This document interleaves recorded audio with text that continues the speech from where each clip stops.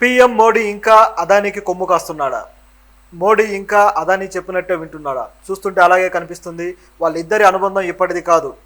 గుజరాత్లో పీఎం మోడీ సీఎంగా ఉన్నప్పటి నుంచి వాళ్ళిద్దరి అనుబంధం ఉంది. మోడీకి ఒక రకంగా మొదటి నుంచి అదానియే సపోర్ట్గా ఉన్నాడని అనేక వార్తల్లో చూసాం, అనేక ఇన్వెస్టిగేషన్స్లో కూడా చూసాం మనం. సో ఈ విషయం మీద, వీళ్ళిద్దరి అనుబంధం మీద ఎప్పుడు కూడా ప్రతిపక్షాలు విమర్శ చేస్తూనే ఉన్నా మోడీ మాత్రం ఏమాత్రం వెనక్కి తగ్గడు. తన మిత్రుడి కోసం ఏం చేయడానికైనా ప్రభుత్వాన్ని, ప్రభుత్వ ఆస్తుల్ని తాకట్టు పెట్టడానికి కూడా వెనుకాడాడు. సో ఈ విధంగా ఇప్పటిదాకా ఆయన చేసుకుంటూ వచ్చాడు. సో ఇప్పుడు కూడా అలాగే అదానికి కొమ్ము కాస్తూ మరొక పని చేశాడనమాట.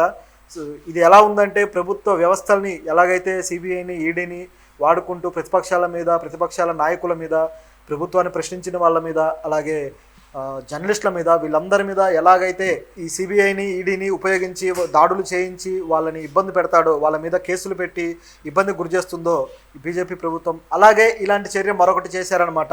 ఇది ఇంకా దారుణమైన చర్య. ఎందుకంటే దేశంలో కొన్ని వ్యవస్థలు దెబ్బతింటున్నప్పుడు, లేదా ప్రభుత్వం చేతుల్లోకి కొన్ని వ్యవస్థలు, స్వతంత్ర వ్యవస్థలు వెళ్ళినప్పుడు రియాక్ట్ అయ్యే కొన్ని సంస్థలు ఉంటాయి. అవి ఎన్జిఓస్ కావచ్చు, అలాగే జర్నలిస్టులు కావచ్చు, పత్రికలు కావచ్చు. ఇలా రియాక్ట్ అయిన వాటి మీద యాక్షన్ తీసుకొని వాటిని తొక్కి పట్టేయడం అనేది ఈ మన పిఎం గారి స్టైల్. గత 10 ఏళ్లలో అదే చూసాం, ఇప్పుడు కూడా అదే మొదలైంది. నిజానికి ఇంతకు ముందంటే ఆయనకి 300 పైచీలకు సీట్లు ఉండటము, ఆయన ఏది చెప్తే అది నడిచింది అనుకున్నాం. ఎందుకంటే ఆయనకు సొంతంగా ప్రభుత్వాన్ని ఏర్పాటు చేసినప్పుడు ఎవరి మాట వినాల్సిన పని లేదు, అదొక తరహాలో ముక్కుసూటిగా వెళ్ళిపోయాడు. కానీ ఇప్పుడు అలాంటి పరిస్థితి లేకపోయినా సరే, ఇప్పుడు సంకీర్ణ ప్రభుత్వం అయినా సరే మోడీ ఏమాత్రం వెనక్కి తగ్గడం లేదు, తను అనుకున్న చేసుకుంటూ వెళ్తున్నాడు. ఇది భవిష్యత్తులో ఆయనకు కాస్త ఇబ్బంది కలిగించే అవకాశం ఉంది, అయినా సరే ఆయన లెక్క చేయడం లేదు. మిత్రుడి కోసం ఇంత చేయడం, అది కూడా నిబంధనలన్నీ తొంగలో తొక్కి ఆయనకు చేయాల్సిన అవసరం ఉందా? అసలు ఏం చేశారో ఏంటో చూద్దాం. అదాని అంటే తెలిసిందే కదా. అదాని భారతదేశంలో ప్రస్తుతానికైతే సంపన్నుల్లో, అత్యంత సంపన్నుల్లో 2వ స్థానంలో ఉన్నాడు. మొదటి స్థానంలో ముఖేష్ అంబానీ ఉన్నారు. ఒక దశలో అయితే దేశంలోని అత్యంత సంపన్నుల్లో అదానీనే వచ్చారు, గత ఎలక్షన్లకు ముందు ఒక 6 నెలల క్రితం కూడా. అలాంటిది అంత స్థాయికి ఎలా వచ్చారు ఏంటి అనేది మనందరికీ తెలుసు. దేశంలో ఏ సంస్థ ఉన్నా సరే, ఏ ప్రాజెక్టు ఉన్నా సరే, ఏ పోర్టులు కావచ్చు, ఎయిర్పోర్ట్లు కావచ్చు, ఏదైనా సరే అదానీ కంపెనీలకు కట్టబెట్టడం అనేది బీజేపీ పందా. వీళ్ళు ఇప్పటిదాకా అలాగే చేసుకుంటూ వచ్చారు. అనేక పోర్టులు వాళ్ళకి అప్పచెప్పారు. అలాగే ఇక్కడ కూడా బొగ్గు గనులు కావచ్చు, అలాగే గుజరాత్లో అనేక ప్రాజెక్టులు కావచ్చు, అన్నీ కూడా అదానికి అప్పచెప్తూ వస్తున్నారు. ఆయన కాంపిటీషన్ అనేది లేకుండా అదాని సంపాదించుకుంటూ వెళ్ళిపోతున్నాడు. అయితే ఈ విషయంలో గతంలో ఏం జరిగిందంటే, ఒక సంస్థ దీని మీద ఇన్వెస్టిగేట్ చేసి ఆయన స్టాక్ మార్కెట్ అక్రమాలు, అనేక సంస్థల అక్రమాలు జరిగాయని చెప్పేసి హిండెన్బర్గ్ అనే ఒక ఎకానమీని విశ్లేషించే సంస్థ ఒకటి మొత్తం రిపోర్ట్ తయారు చేసి బయటపెట్టడం జరిగింది. అది పెద్ద దుమారమే రేపింది.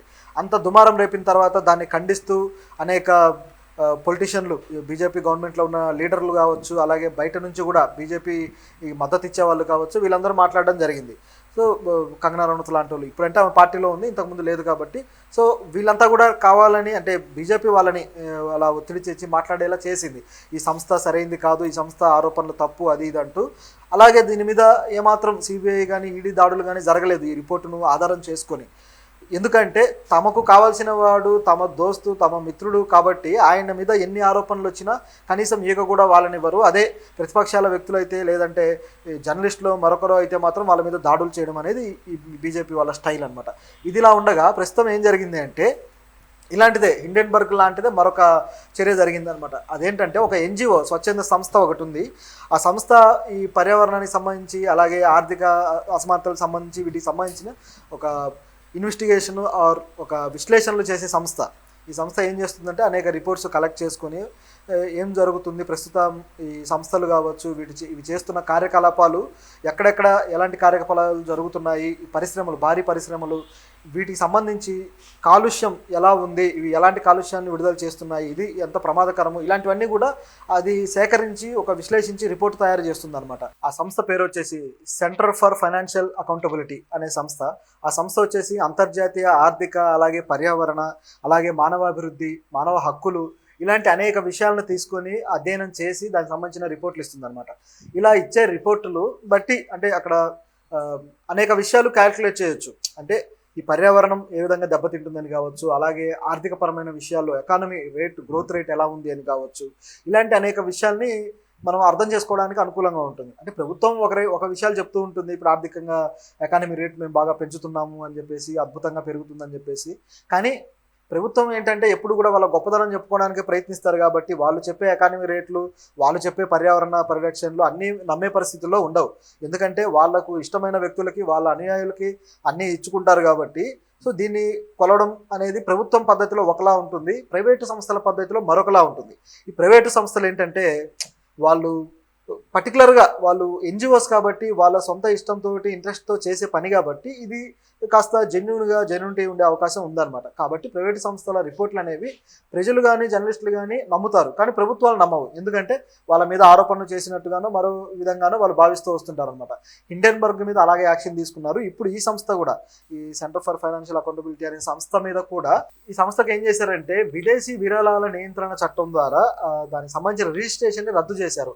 అంటే విదేశాల నుంచి వీళ్ళకి వచ్చే విరాళాలు ఏవైతే ఉన్నాయో అవి తీసుకోవడానికి వీలు లేదు, మీకు అర్హత లేదంటూ ఆ రిజిస్ట్రేషన్ని రద్దు చేశారనమాట. అది ఈ విషయాన్ని హోంశాఖ ఈ సంస్థకి ఆన్లైన్లో తెలియజేసింది, డైరెక్ట్గా కూడా చెప్పలేదు. ఇంకా కేంద్ర ప్రభుత్వం కూడా ఇంకా దీనికి సంబంధించి వీళ్ళకి ఇట్లా రద్దు చేశామని చెప్పేసి ప్రకటన కూడా చేయలేదు. హోంశాఖ ఈ నిర్ణయం తీసేసుకొని చేసిందనమాట, తెలియజేసింది. సో ఈ విధంగా ఈ సంస్థని దెబ్బ కొట్టాలని చెప్పేసి ఎందుకు అనుకున్నారంటే వీళ్ళు ఇచ్చిన రిపోర్టు, ఏ రిపోర్ట్ అయితే ఉందో ఆ రిపోర్టు అదానీ కంపెనీలకు సంబంధించి వ్యతిరేకంగా ఉండడము, అది కూడా ప్రభుత్వాన్ని ప్రశ్నిస్తూ ఉండటంతో వాళ్ళు రిపోర్ట్ ఇచ్చిన కొద్ది రోజుల్లోనే ఇలాంటి నిర్ణయం తీసుకోవడం జరిగింది. ఈ విషయాన్ని మరి జర్నలిస్టులు ఇంకా ప్రశ్నించలేదు, ఇంకా సోషల్ మీడియాలో కూడా ఇది వైరల్ అవ్వలేదు. అలాగే మిత్రపక్షాలు కూడా ఇలాంటి విషయాలు జరుగుతున్నప్పుడు చూస్తూ ఉండటం సమంజసం కాదు. ఎందుకంటే మిత్రపక్షాలు కాస్త గట్టిగా ఉంటేనే ఈ పరిపాలనకు సంబంధించి ఏవైనా సరే నిజాయితీ కలిగిన ఇలాంటి ఒపీనియన్స్ అన్ని బయట పెట్టడానికి వీలవుతుంది. ఇక ప్రతిపక్షాలు అయితే ఈ విషయాన్ని క్వశ్చన్ చేస్తున్నాయి. మరి ఇది ఏమవుతుందో చూడాలి.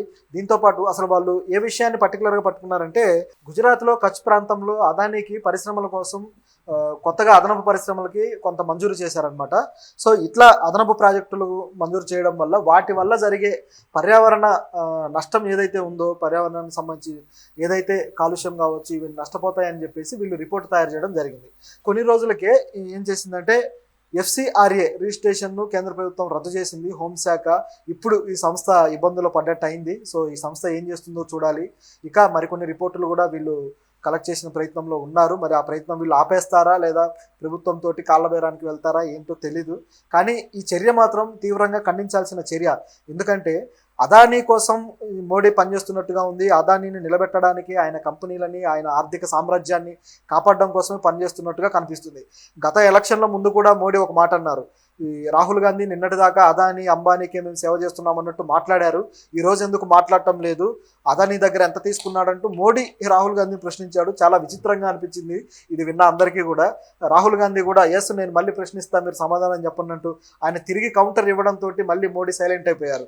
ఇలా ఏదన్నా ఎవరైనా సరైన కౌంటర్ ఇస్తే సైలెంట్ అవ్వడం మోడీకి అలవాటే. దాన్ని అలా ట్రాక్ తప్పించేసి వేరే ట్రాక్లోకి తీసుకెళ్ళిపోతుంటాడు.